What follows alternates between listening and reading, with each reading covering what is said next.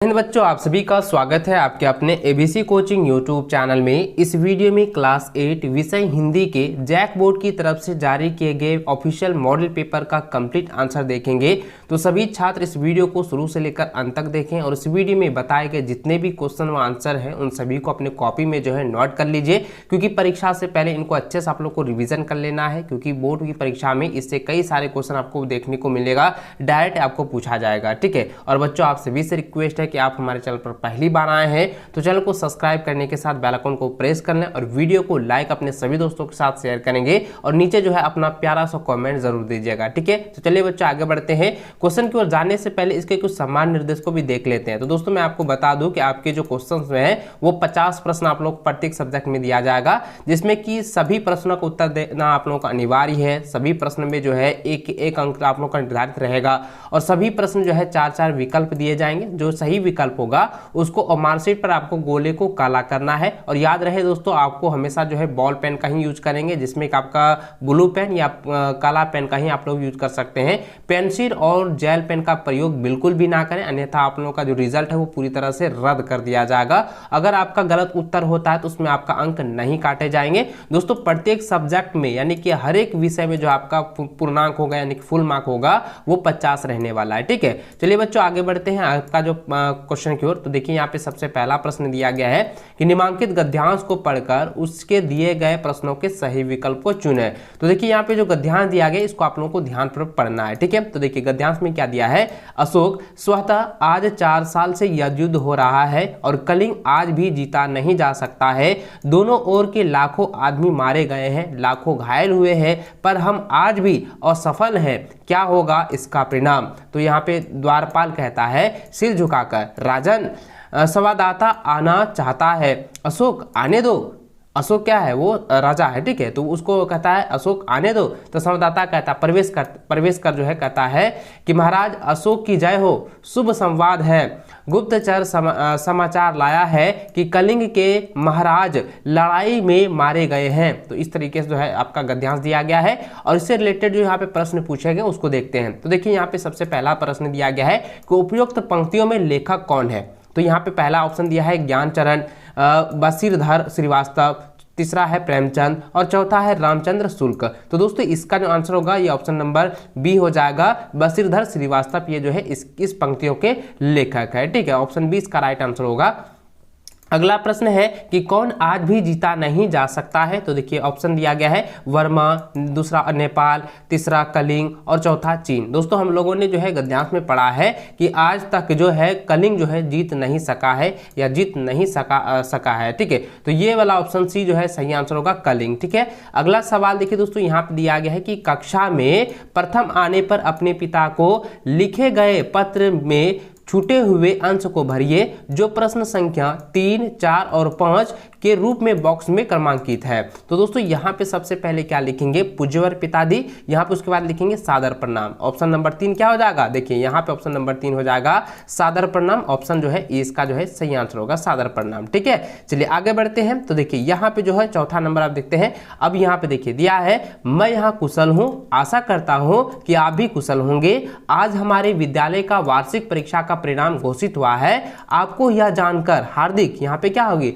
हार्दिक खुशियां या हर्षपूर्ण होगी। तो यहाँ पे देखिए चौथा का क्या हो जाएगा बच्चों, तो चौथा का हो जाएगा यहाँ पे, तो चौथा का ऑप्शन नंबर बी सही आंसर होगा, यानी कि प्रशंसता। ठीक है। क्या हो जाएगा, प्रसन्नता हो जाएगा। ठीक है, याद रखें। तो देखिए, उसके बाद आपको यहाँ पे देखिए आगे लिखा है, यहाँ प्रसन्नता होगी। मैंने अपनी कक्षा में प्रथम स्थान प्राप्त किया है। यह आपके आशीर्वाद एवं कुशल मार्गदर्शन के कारण यह संभव हो पाया है। माताजी को प्रणाम तथा छोटे भाई को मेरा प्यार भरा आशीर्वाद। आपका आज्ञाकारी पुत्र क दिनांक 14/3/2023। तो यहाँ पे आशीर्वाद आप लोगों का भरा जाएगा। तो इस प्रकार से दोस्तों पांचवा का होगा तो क्या हो जाएगा, ऑप्शन नंबर डी सही आंसर होगा। ठीक है। इस प्रकार से दोस्तों हम लोगों ने लेटर को भर लिए हैं। इसको आप लोग कॉपी में नोट करके इसको अच्छे से याद कर लीजिएगा। अगला प्रश्न आपका व्याकरण खंड से दिया गया है, जिसमें कि छठा नंबर सवाल है कि तालाब शब्द का पर्यायवाची शब्द नहीं है। तो दोस्तों आप लोगों ने पढ़ा होगा कि तालाब शब्द का जो पर्यायवाची शब्द यानी कि तालाब का जो पर्यायवाची होता है वो सरोवर होता है, ठीक है, सरोवर होता है, सर होता है और पोखर होता है, लेकिन सरिता होता है नहीं होता है। तो इसलिए दोस्तों इसका आंसर क्या हो जाएगा, ऑप्शन नंबर सी हो जाएगा। तालाब का पर्यायवाची शब्द क्या नहीं है, सरिता नहीं है, ठीक है। अगला प्रश्न दिया गया है कि चंद्रमा शब्द का पर्यायवाची शब्द होगा, तो चंद्रमा का पर्यायवाची शब्द क्या होता है बच्चों, शशि हो जाएगा। क्या हो जाएगा, शशि। ऑप्शन बी जो है इसका राइट आंसर होगा। अगला शब्द है शशि शब्द का तद्भव रूप कौन सा होगा, तो तद्भव रूप इसमें पूछा गया है, तो तद्भव का होता है सिर। क्या हो जाएगा, सिर। ऑप्शन जो है आपका ए राइट आंसर होगा, ठीक है। इसको आप लोग कॉपी में नोट डाउन कर लीजिए, इसको आप लोग कॉपी में लिख लीजिए। अगला प्रश्न है कि वह थी एक मजदूर, एक वाक्य में मजदूर है, तो इस वाक्य में क्या मजदूर है, तो मजदूर जो है वो कौन, तो मजदूर जो है क्या वो संज्ञा है, सर्वनाम है, क्रिया या क्रिया विशेषण है। तो यहाँ पे जरा ध्यान दीजिएगा, वह थी, तो वह जो होता है ना वह का क्या होता है, सर्वनाम होता है। जो सर्वनाम की जो है विशेषता बतलाती है, जो सर्वनाम की विशेषता बतलाती है वो क्या कहलाता बच्चों, तो वह जो होता है ना। तो अब यहाँ पे मजदूर जो है, मजदूर जो है वह जो है सर्वनाम के बदले आ रहा है, तो यानी कि ये क्या है, संज्ञा के बदले आ रहा है, ये हो जाएगा संज्ञा, ठीक है। तो ये हो जाएगा, सॉरी यहाँ पे हो जाएगा ऑप्शन ए जो हो जाएगा संज्ञा। ऑप्शन 8 का ए नंबर हो जाएगा और 9 का ए नंबर हो जाएगा, मजदूर जो है एक संज्ञा है, ठीक है। ऑप्शन ए इसका राइट आंसर होगा। अगला सवाल दिया गया है कि करण कारक, ठीक है। यहाँ पे देखिए करण कारक का विभक्ति चिन्ह होगा, तो विभक्ति चिन्ह क्या होगा, तो ये दोस्तों इसका आंसर हो जाएगा से हो जाएगा, करण ने, ठीक है। तो ऑप्शन मैंने आपको बताया था ना, करण ने, करण को, इस तरीके से मैंने आपको बताया था, पढ़ाया था ना, कारक के जो जितने भी 8 रूप होते हैं, 8 रूप को मैंने आपको बताया था।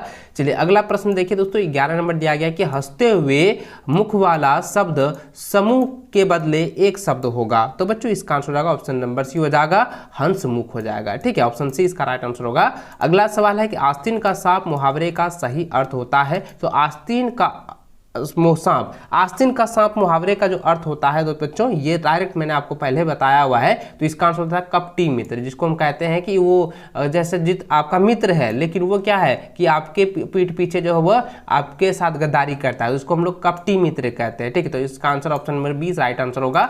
अगला सवाल दिया गया कि परोपकार का संधि विच्छेद क्या होगा, तो परोपकार का संधि विच्छेद होता है परजोर उपकार। क्या होता है, परजोर उपकार। ऑप्शन 20 का सही आंसर होगा। अगला सवाल 14 नंबर है कि खेल कूद किस प्रकार का समास है, तो बच्चों इसका आंसर होगा यह जो है द्विंद समास है। क्या हो जाएगा, द्विंद समास। ऑप्शन 20 का राइट आंसर होगा। अगला सवाल है कि जय शब्द का विलोम होगा, तो जय का क्या होता है, देखिए मैंने बहुत पहले भी आप लोगों को बताया है, जय का होता है पराजय, जय का मतलब हो गया विजय और पराजय का मतलब होता है हार। तो यहाँ पे क्या हो जाएगा, तो क्या हो जाएगा, जय का क्या हो जाएगा, पराजय हो जाएगा। तो ऑप्शन बी जो इसका सही आंसर होगा। अगला सवाल है कि कवि शब्द का स्त्रीलिंग रूप होगा, तो कवि का क्या होता है, कवित्री होता है। क्या होता है, कवित्री। तो ऑप्शन नंबर डी जो है इसका सही आंसर होगा, कवित्री, ठीक है। चलिए अगला सवाल 17 नंबर है कि मैं भी बहुत भयभीत था, मैं भी बहुत भयभीत था, इस वाक्य में परिवेशन होगा, तो परिवेशन क्या होगा बच्चों, तो इसका आंसर हो जाएगा बहुत, ठीक है, क्योंकि यहाँ पे बहुत का प्रयोग हो रहा है कि मैं बहुत भयभीत था, तो यहाँ पे बहुत जो है यह परिवेश, देखिए परिवेशन है, ठीक है। तो यह ऑप्शन सी इसका सही आंसर होगा बहुत। अगला सवाल 18 नंबर है कि उपवन, ठीक है, उपवन शब्द में कौन सा उपसर्ग प्रयुक्त होगा, तो बच्चों इसका आंसर क्या हो जाएगा, ऑप्शन नंबर सी हो जाएगा, उप, ठीक है। ऑप्शन सी इसका सही आंसर होगा। अगला सवाल जो है 19 नंबर है कि उपकार शब्द में किस उपसर्ग के संयोग से परोपकार शब्द बना है, तो बच्चों इसका आंसर हो जाएगा option number B right answer हो जाएगा, पर शब्द को मिलाकर हो जाए परोपकार बनाया गया है, ठीक है। देखिए उपकार है, उपकार में अगर हम पर को जोड़ देते हैं तो ये हो जाएगा परोपकार, ठीक है। तो इसलिए ऑप्शन बी इसका सही आंसर होगा पर।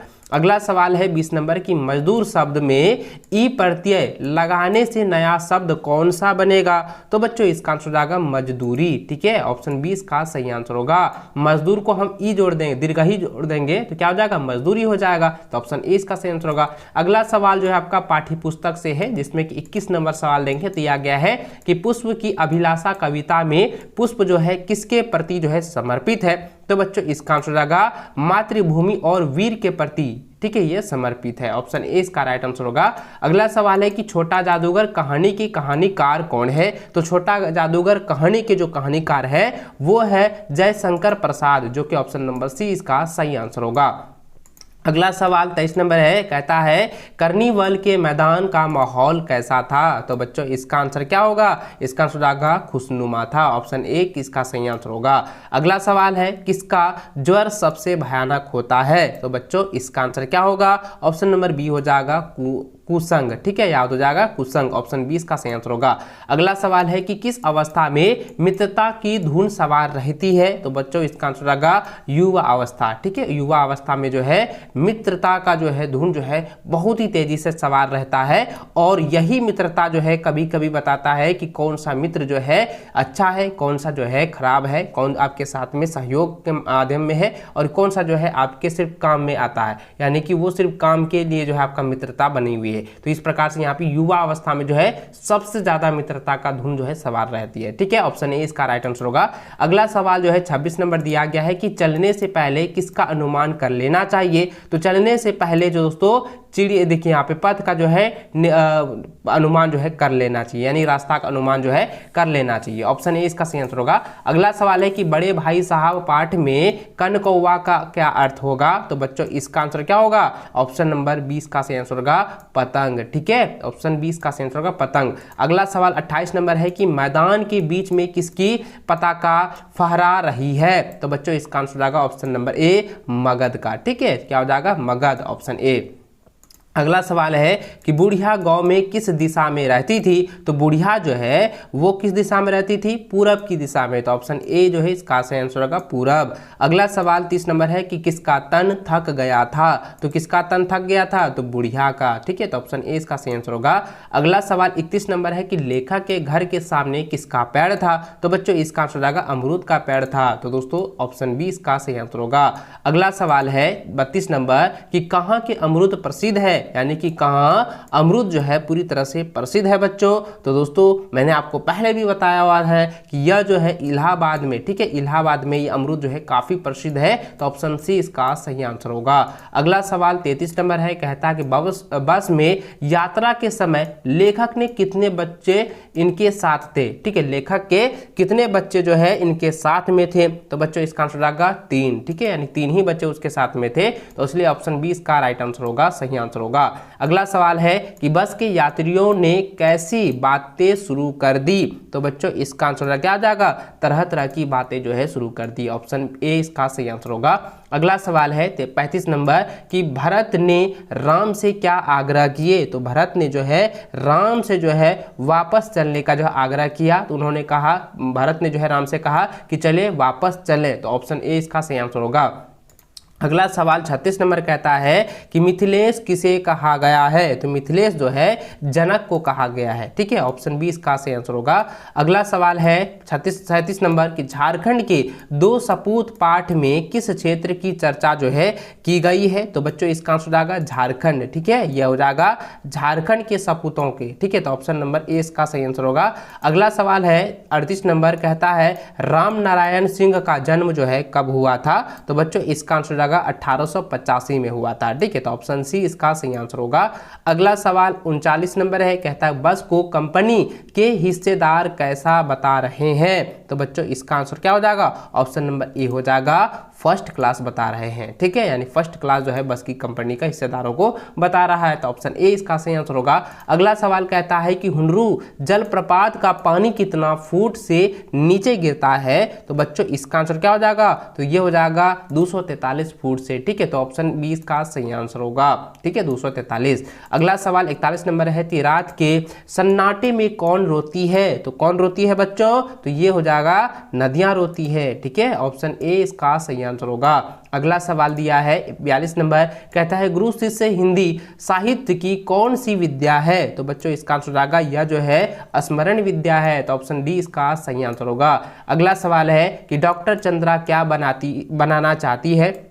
सॉरी, यहाँ पे डॉक्टर चंद्रा जो है क्या बनना चाहती है। तो बच्चों इसका आंसर क्या हो जाएगा, वह जो है वो डॉक्टर बनना चाहती है। ठीक है, याद रख लेना, ऑप्शन बी इसका जो है सही आंसर होगा डॉक्टर। अगला सवाल है वीर जननी का पुरस्कार किसे मिला। तो वीर जननी का जो पुरस्कार है वह डॉक्टर चंद्रा की माँ को मिला है। ठीक है, तो ऑप्शन बी इसका सही आंसर होगा। अगला सवाल 45 नंबर है, कहता है डॉक्टर चंद्रा को किस बीमारी ने गर्दन के नीचे का पूरा शरीर निर्जीव कर दिया था। तो तो बच्चों इसका आंसर हो जाएगा ऑप्शन नंबर ए हो जाएगा पोलियो बीमारी ने। ठीक है, तो ऑप्शन ए इसका सटीक आंसर होगा, सही आंसर होगा। अगला सवाल है 46 नंबर के किसके घर में खुशी का माहौल था? तो बच्चों इसका आंसर हो जाएगा ऑप्शन नंबर ए शुभांगी का। ठीक है, तो ऑप्शन ए इसका सही आंसर होगा। अगला सवाल है शुभांगी के पिता आंगन में बैठकर क्या पढ़ रहे हैं? तो बच्चों इसका आंसर क्या हो जाएगा? ऑप्शन नंबर ए हो जाएगा, सॉरी ऑप्शन नंबर बी हो जाएगा, समाचार पत्र जो है पढ़ रहे हैं। ठीक है, तो ये हो जाएगा समाचार पत्र, ऑप्शन बी राइट आंसर। अगला सवाल 48 नंबर है कि तालाब बांधता धर्म स्वभाव के रचनाकार कौन है? तो बच्चों मैंने पहले बताया था कि आप लोग रचनाकार को भी आप लोग याद कर लीजिएगा। तो देखिए इसका आंसर क्या आ जाएगा? अनुपम मिश्र थे। ठीक है, तो ऑप्शन ए इसका सही आंसर होगा। अगला सवाल 39 नंबर दिया गया है कि बिहार के किस इलाके में अकाल के समय गांवों ने मिलकर 63 तालाब बनवाए थे? तो बच्चों इसका आंसर होगा मधुबनी। ठीक है, ऑप्शन डी इसका सही आंसर होगा। अगला सवाल 50 नंबर दिया गया है कि छेरा त्यौहार किस राज्य में मनाया जाता है? ठीक है, यानी कि छेरा त्यौहार जो है यानी कि ये जो पर्व है ये किस राज्य में मनाया जाता है? तो बच्चों इसका आंसर याद रखना है छत्तीसगढ़ में मनाया जाता है, ऑप्शन बी इसका सही आंसर होगा। दोस्तों इस वीडियो में मैंने आप लोगों को जो है 50 ऑब्जेक्टिव क्वेश्चन बताए हैं, इसके आपके आंसर भी बता दिए हैं। इसको आप कॉपी में नोट करके इसको अच्छे से आप लोग जो है तैयार कर लीजिए, क्योंकि इसमें से कई सारे क्वेश्चन जो है डायरेक्ट बोर्ड की परीक्षा में पूछे जाएंगे। ठीक है, और बच्चों आपने अभी तक इस वीडियो को लाइक नहीं किए तो वीडियो को लाइक अपने सभी दोस्तों के साथ शेयर करें और प्यारा सा कॉमेंट नीचे जरूर कीजिएगा। चलिए बच्चों इस वीडियो को अंत तक देखने के लिए बहुत बहुत धन्यवाद। जय हिंद, वंदे मातरम।